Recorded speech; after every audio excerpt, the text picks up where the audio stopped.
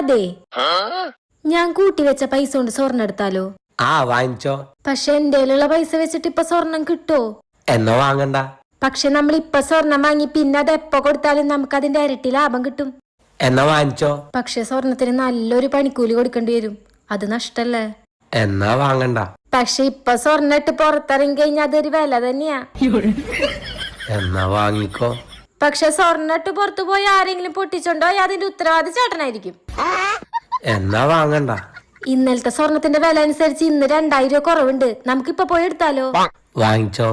അല്ലെങ്കിൽ നമുക്കൊരു കാര്യം ചെയ്യാം, സ്വർണം വാങ്ങണ്ട, വെള്ളി വാങ്ങാം. എന്നാ വാങ്ങണ്ട.